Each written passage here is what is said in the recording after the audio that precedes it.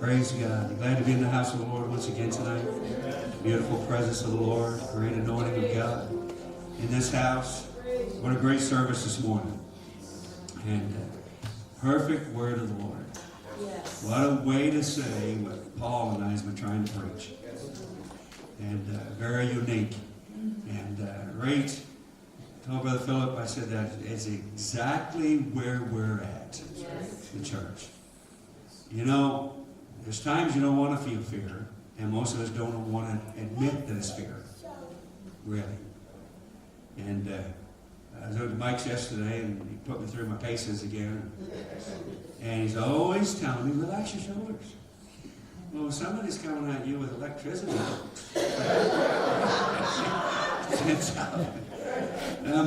Tim, I'm doing that wall squat, and I told him I can do another one. I'm starting to get a headache. He said, I think it was Tim did that too. It was a good excuse to get out of doing more.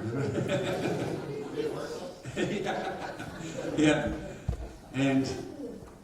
But to go forward in the Lord. Yes. And that's where we're at. That was, to me, the key point of the message. Go forward. It's time to move forward. And that's exactly, I think everybody in here agrees, that's where we're ready to go to that spot, go to that place. So I appreciated the word of the Lord and Brother Philip hooking up with us again. But definitely, he said 2 more times, I don't know, maybe 1.5 times.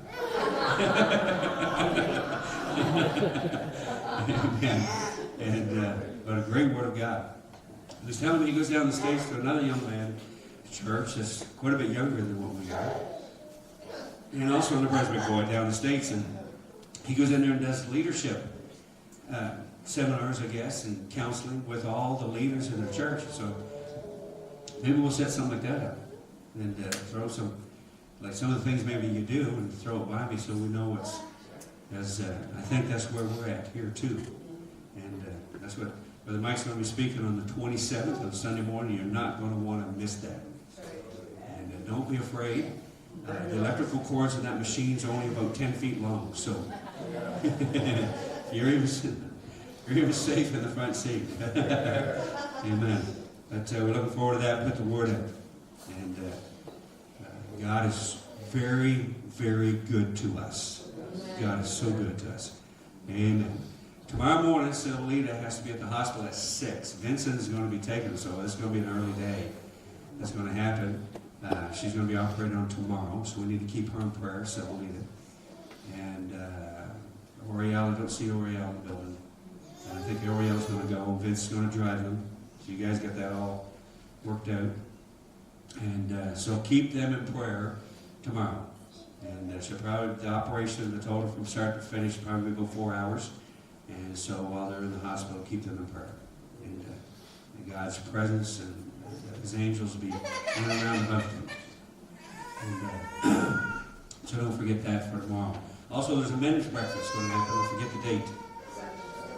2nd of February. Is it 2nd? That's good. February 2. Darlene, are you cooking for us? You going to cook for us?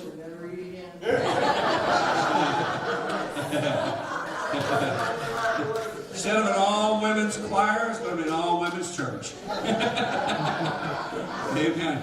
And so if you want to enlist a little bit of help, if somebody, right, we appreciate that. And so we're going to do the whole thing right here at the church. And so all we're going to do is ask for a donation. We'll get the eggs and whatever and all that kind of stuff and put it together and just throw in a donation to try to cover it. And we had a great time last time at the Dead Smoke. And we didn't keep everybody long, so it didn't kill your whole day. And that's our goal. We don't want to just tie up your whole day, but we'd like for the men to come, have some fellowship. And our goal is to outdo 80s ladies group.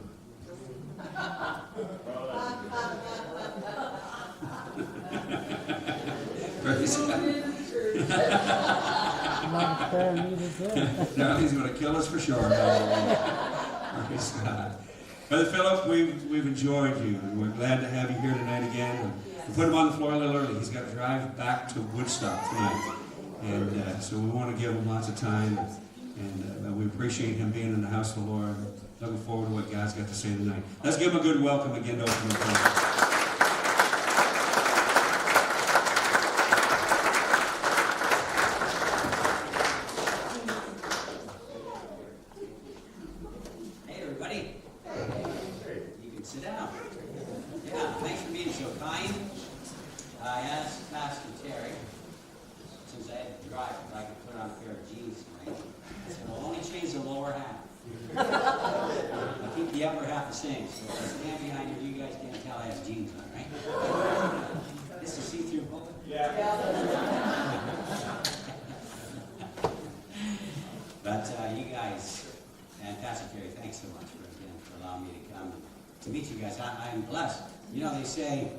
Same person in 5 years, except for the books you read and the people you meet. So I always find it an honor. I'm serious with that. When I meet new people, you guys are just, I think it's supposed to be what, friends you've never met. I was going to say enemies I never met yet, but yes, yeah, you guys are special. Yes, yeah.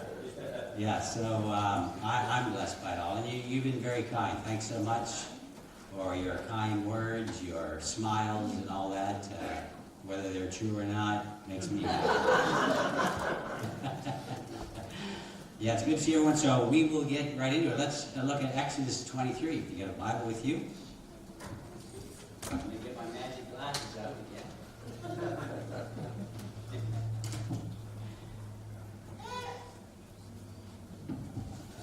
Ready. Or your phone, or your tablet, or whatever you use to read your Bible. You know these, when you download your Bible, it's really amazing. You know the big concordances, Pastor Terry, you have to put on 4 knees, you know, to carry the sucker. I mean, these things are so cool. You just touch on a word, and it gives you the Greek and the Hebrew and a little bit more meaning, so. I don't know if you don't care about that, but I'm just talking. So. It's fantastic. All right, Exodus chapter 23. Let me read a few verses, starting with verse 22.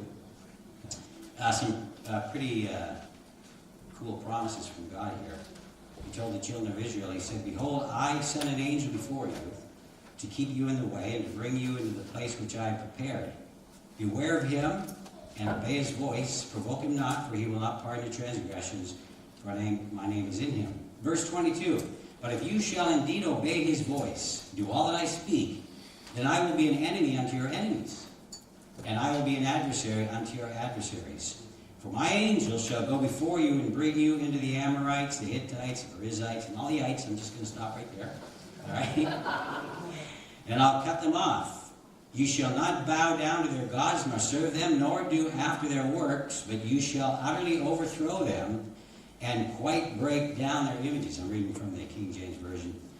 Verse 25, you shall serve the Lord your God, and he shall bless your bread. Now listen to these promises. If you serve God, he said, I'm going to bless your bread, your food. I will, where are we now? I'm going to bless your water. I'll take sickness away from the midst of you, so they weren't sick.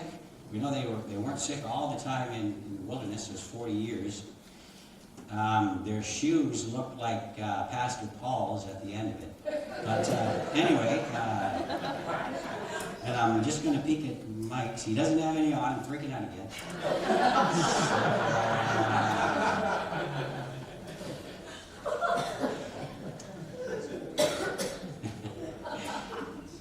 Nothing will cast their young. There be no miscarriages in ladies or cattle. He also said that there won't be a barren womb in the land. The number of your days I'll fulfill. You're going to live a full life. Nothing's going to shorten it. Verse 27, I will send my fear before you, not for them, but for the enemy. And he said, I'll destroy all the people to whom you shall come, and I will make all your enemies turn their backs from you. Verse 28, I will send hornets before you, which shall drive out the Hivite, the otherites, from before you. Now listen, this is really interesting. This is what I want to talk to you about tonight. Verse 29, I will not drive out from before you in 1 year. I'm not going to drive them out before you a year in advance. Lest the land become desolate and the beasts of the field multiply against you. By little and little. Let's all say little by little. Little by little, I will drive them out from before you until you be increased and you inherit the land. Now this is a very peculiar verse, but it's very, very interesting. The Lord told him, he said, I am not going to drive them out a long time before you ever get there. So I'm going to do it a little bit at a time until you are increased and you inherit the land. Now, I'm going to ask you a question. Have you ever wondered, like I have, why doesn't God just get rid of all of our problems at once? Right? You know, you give your heart to the Lord and suddenly all the obstacles are gone. All of your problems have vanished. Never to be found again. We're just walking through life, big dopey smiles on our faces. You know, just excited and happy and never have a problem again. Well, this is telling us the reason why. God does not remove all the problems at once. He doesn't remove every obstacle, and there's a reason for that. He said, I'm going to do it little by little. He said, because if I don't, if I remove these obstacles, the enemy, long before you get there, the NIV says that the wild animals will be too numerous for you. Does anybody know what happens if you plow a field and you plow it, say, 40 acres, but you only have enough seed to plant 20 acres? What's going to happen to that other 20 over a period of years? So anybody want to? Probably have some farmers here. What is that? Yeah, weeds. Have you ever walked through the woods and you come across a house or a foundation? Yeah. Trees growing out through the windows inside? It goes back to nature if there's nothing inhabiting that land. So God said, I'm not going to take them away until you grow enough to increase and inherit that land. So God is not going to remove those things, guys, for our own good until we mature enough to grow into that area. Does that make sense to you? Now, you know, sometime, I remember when I first became a Pentecostal, Pastor Terry, and people would give testimonies. I remember some of the kids, I didn't grow up in a Pentecostal church, so I had a testimony. You remember those days when some of the young Pentecostals said, man, I don't have a testimony, so I got to get out there in the world so I can get a testimony. I mean, that was the silliest thing. If any of you have a testimony, you're thinking, my God, don't pray for a testimony. But you know, you would hear people about how God had suddenly delivered them from alcohol, right? And we'd all rejoice, and you know, that's a good thing. But I've come to find out, over the years, people that have to work through these situations, right, have to change some things, have to come to a conclusion about themselves, that in the long run, a lot of those people do a lot better than those who have these things immediately removed. And you might say, man, that's a miracle. They drank yesterday, they're not drinking today. Now, God did it, and God's not doing anything negative. But there's something you need to do. When this happens, has anyone ever heard of a dry drunk before? Some of you are laughing hard. Some of you have been dry drunks. I'm not going to say what is it? I love her. She just asked me right now, like, what is that? Okay, well, let's have a little time. Well, you just ruined everything because if I don't tell this right, I'm going to be leaving to Woodstock a lot sooner. What is a dry drunk? A dry drunk is a person who had a problem with alcohol and is no longer drinking, but has the same attitude that they had before. Does that make sense, guys? That's a dry drunk. Meaning those things. I was an addictions counselor for 2 years, and I continue to work with people with addictions, but I found out that you have to learn a lot about not just addictions when you work with people with addictions. If you just try to tap on the addiction, you're never going to help them. Because the addiction is like, excuse me, it's like an iceberg. The iceberg, the part that you see, it looks huge, but it's only about 1/10 of the iceberg. 90% of that sucker is under the surface. So when we see someone with an addiction, we're looking at the top that's sticking out, and we want to hit that sucker. But what we got to do is stick our head under that level surface and see there's something, a lot of things that are fueling. Does that make sense? Yeah. Yeah. Thank God I got it right. All right, I'm going to stay for a little longer.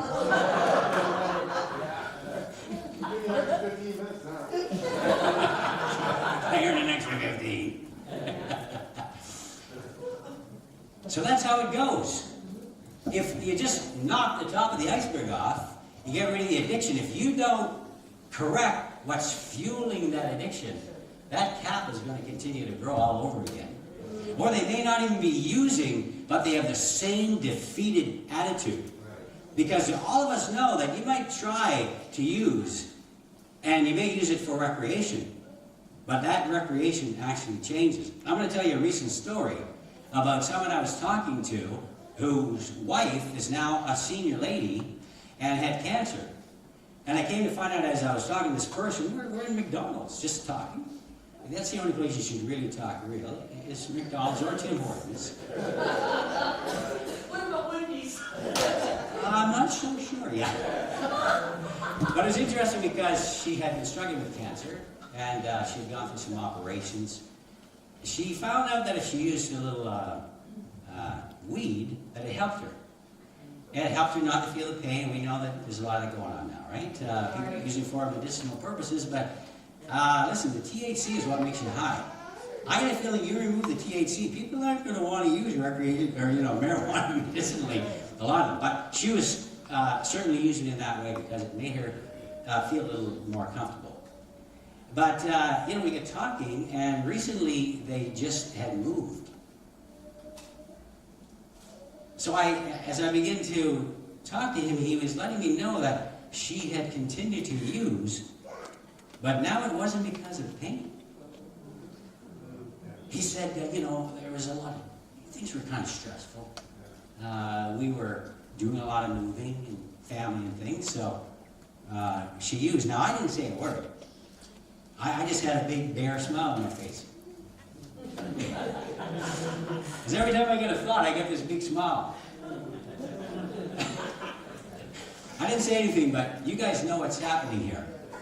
See, she's gone from pain medication to now self-medicating. Right. See, that's what happens. You are wanting to medicate something that is causing a discomfort. So when we're talking about, as we were about the dry drunk, they continue to have a problem. But if you can correct that which is fueling the addiction, go to the root. Then there'll be no need for the addiction. You guys, are you hearing what I'm saying? Yeah. So God is not into chopping off the top of icebergs. Every once in a while He'll do that, and we all rejoice, but other people I've talked to wonder, why didn't that happen to me? Have you ever had anyone ask you that question? So-and-so seemed to be over this. It was immediate. And again, we believe in the miracles of deliverance. It's very, very powerful. And we don't want to ever put that down. It's very powerful. But you have to develop and mature and grow into what God has done for you, or the NIV says the wild animals will become too numerous for you. Have you ever wondered why some people seem to come into what we call victory, and then down the road they begin to lose it? And you wonder what happened, right? And sometimes they even seem to be in a worse state than they were before. Maybe that's happened to you. Maybe it's happened to someone you know, or maybe it's happening to someone right now. Now, I'm not saying that. You guys know that I'm a happy person, right? So I only bring good news. I'm bringing you good news. Yes. This is God's plan. He knows if I clean this acreage out too soon, something's going to happen. Something is going to begin to develop out there because you aren't living out there yet.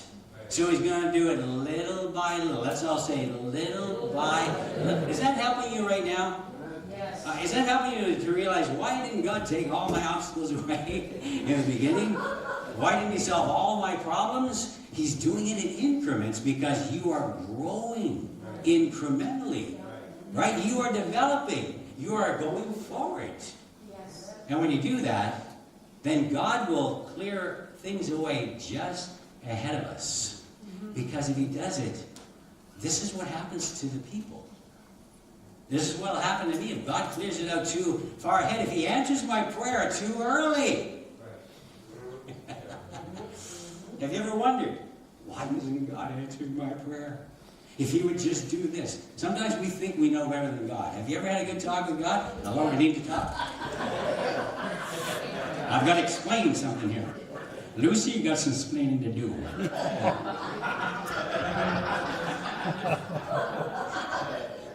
So sit down, Lord. Listen, if you did it the way that I'm thinking, all this would happen.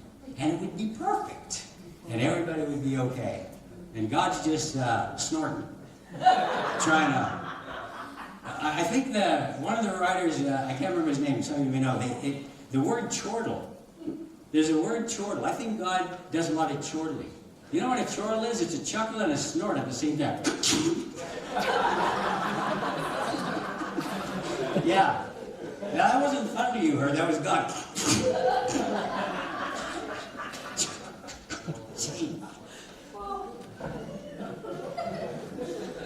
God invented the chortle.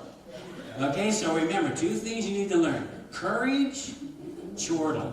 Chortle is a new word. When I come back here, I want to see that thing.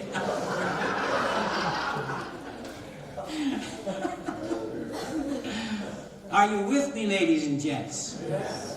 So that's what's happening when you wonder, why is so-and-so having a struggle? Because they haven't yet developed. They haven't possessed that land. So some things, listen, you can't leave a vacuum for very long. Something's going to fill it up. So God knows exactly what he's doing. Listen, this is really cool. Let's look at Matthew chapter 12. I think, in my silly little way, I may be the only one, but I get a feeling, when I look at you, I think you're all pretty silly.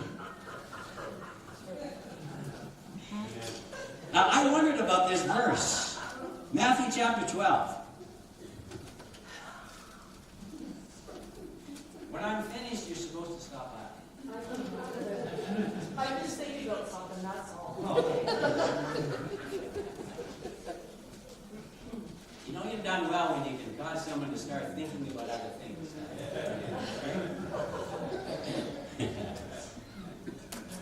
Matthew chapter, listen, I was reading Exodus, and then I just thought of Matthew chapter 12, Pastor Terry. And I started reading, I thought, this is amazing. I never understood what these verses mean. Maybe you always have. Just humor me, okay, if I'm the only one. But this is Exodus chapter 23. Matthew chapter 12, verse 43. Now, I told you about a dry drunk, right? Now, let's say dry Christian. Dry Christian. Okay, we're going to read about a dry Christian. It's the same principle as a dry drunk. This is what's going on. Verse 43. And it's weird. When the unclean spirit is gone out of a person, Jesus said that unclean spirit walks through what kind of places? Dry places. What is he doing? He's seeking rest, and what? He finds none. So the Lord is telling us something very peculiar spiritually. When the Lord delivers us, as he does, for us all, whatever that spirit is that has bound us, it's gone. But it's like the deer that you scare in the woods, Pastor Terry. I'm pretending I'm a hunter, but I've never shot anything in my life. I lived in the cabin, right? So those guys would go hunting, I'd go with them. One day I decided I'll go myself. I get out a mile into the woods, and I thought, if I shoot anything, I have no idea what to do. So I ran home. But I've been told that if you can tell me this, Pastor Terry. If you scare a deer, is it true that it'll run, but if it doesn't know what scared it, it will kind of make a little... It can sometime. It'll make a big circle, but it will come back sometime to find out what it was that scared it. So, here's another... Now, don't get scared. Everybody after me, do this. Okay.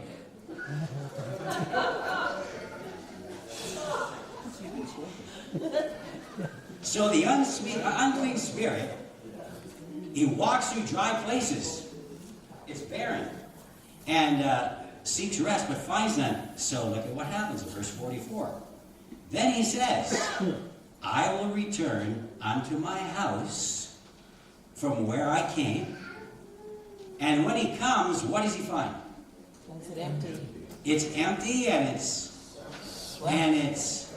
garnished, which means it's in order. Isn't this interesting?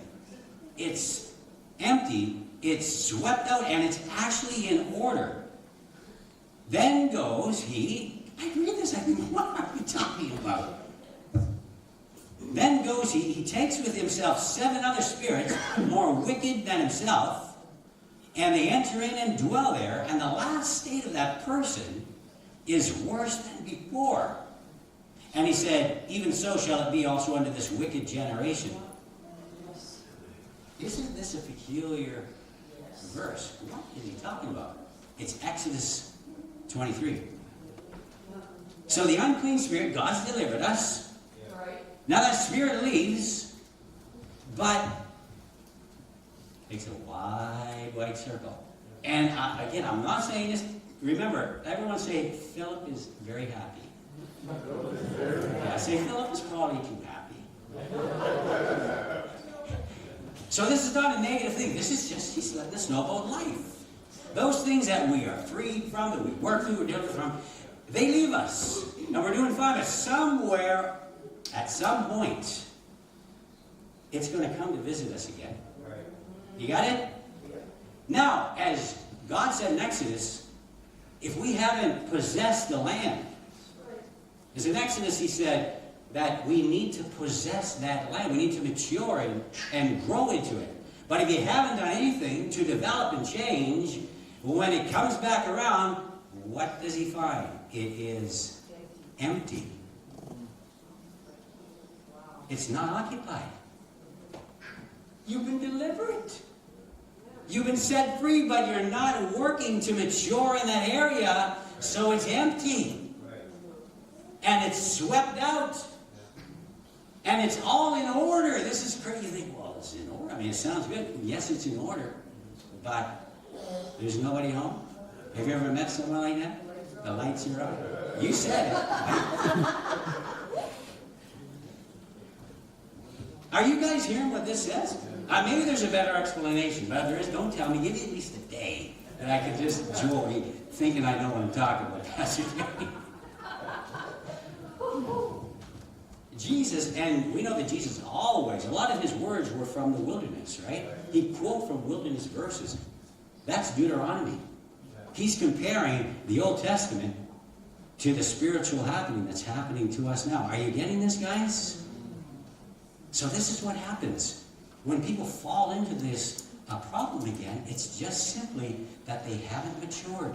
They didn't do anything to grow into that. When I first attended the Pentecostal church and I was listening to the testimonies, there was a guy in there who said, this was his testimony, his name was Brian. He became a friend of mine and his wife, my wife Lisa. His testimony was, I thank God that he delivered me from alcohol and he changed my life. And it was great. Well, then they'd have another testimony service, and a couple of weeks later, Brian would get up and he'd say, well, I thank God that God delivered me from alcohol, and he changed my life, and he'd sit down again. A few months later, I thank God that he delivered me, and then about a year later, I started to think, something's not right, Pastor Terry. I could tell in my little naive way that I wasn't hearing any advancement. Are you hearing me, guys? And Brian, down the road, a few years later, didn't do very well. Yeah. Because he hadn't developed, he hadn't matured. You see, to go forward. So when these things come back, you may not hardly even notice it. If you've matured in that area, there's not a problem. You know, you could give me a joint right now. I only smoke probably half of it. You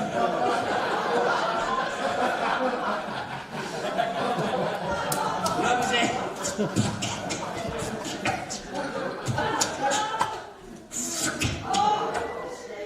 This is good, but I've overcome.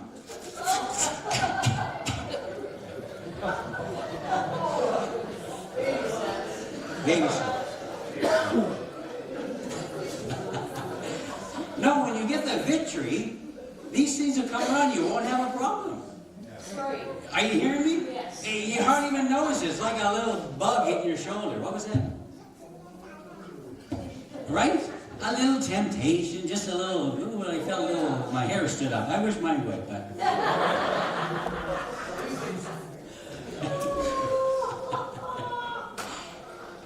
But you see, if we haven't developed, if we haven't matured into what the Lord has done, that temptation whacks us again.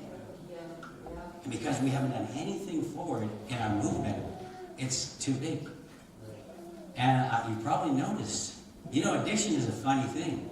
If somebody quits that addiction and they start again in 3 years, the interesting thing is they don't start from step one. It is the most bizarre thing. It's greater, even though they haven't used for 3 years when they start again. That's just how it goes. But we don't want dry drunks. We don't want dry Christians. Right? We want to fill up those areas. So that's what God, and listen, this is a word to make you feel good. Now, don't be smoking weed unless you take the THC out of it. I shouldn't have said that either. No, just don't smoke weed. Stinks of it, so it There you go. It does, yeah. It does. So, the Lord is wanting to help us all to realize, I'm with you. I'm with every one of you. And you and He, and all of us together are taking one step at a time. And every time we take a step forward, the water parts in front of us. Isn't that amazing? It's like this vacuum there. What you go to try and it just, I can't. Because He continues to work with that little increment ahead of us. He gives us a head start, but He's got to know that you're going there. Are you hearing me, guys? Does this sound okay? Does this give you a little understanding of why people seem to fall by the wayside? But the good news is, they don't have to stay on the wayside. The good news is this is fresh all over again. A little understanding. And say, you know what? I know I didn't follow the process. I didn't continue in that way that I know I should have gone. And that's causing me problems. So now we make up our mind, I'm going to do that. I'm going to walk it out. The Word of God is going to become my rock. Like David said, when my heart is overwhelmed, he didn't say, pop me an oxy, right? Or give me a Dilaudid, or... Too many people are using medications. There's a lot of wine going on out there, guys. And I don't mean W-H-I-N-E. Did I spell that right? Yeah. Yeah, I mean W-I-N-E. And again, I'm not talking to you. I'm just talking about our ability to overcome. People are using these things to self-medicate. But the problem is that once you use, you stop growing. Once you use an artificial support to help you in anything, you've stopped your forward development. Because you've taken a shortcut to make you feel better. Well, let me just say this one more thing, guys. Your brain has a pharmacy in there that's greater than any Rexall or Shoppers Drug Mart or Walmart. I'm telling you the truth. God made us and He made us right. And your thoughts will produce the chemicals in just the way they should. So you got to give me back 3 times. I'm just getting myself into the house. All right, guys, so you know that when I'm finished, I'm done.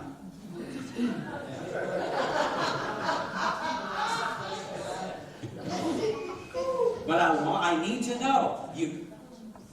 I need to know. Do you understand what I'm saying? I mean, really? Does that make a lot of sense to you?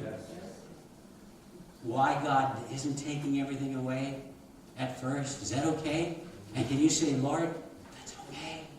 Can you say that? Yeah, it's okay, Lord. Hey, listen, He's looking at you saying, I know what I'm doing. I know it. You don't want Him to chortle. If He chortles, you made a mistake. Lord, please don't chortle, but we have a request of you.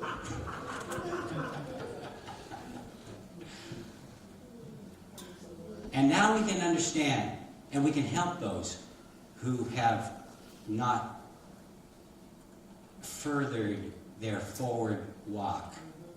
So, when He came around again, they were empty. There was no one to occupy that place. And we can be with them, right? You know, knowledge is power. There's no doubt about it. Knowledge is power, and the Lord's helping us to understand. So Pastor Darren, I don't know what you do on Sunday night. Is this when you said they run out of here as fast as they can? Always bring him to the altar. All right, you heard the pastor. So, why don't you come on down here? Yeah.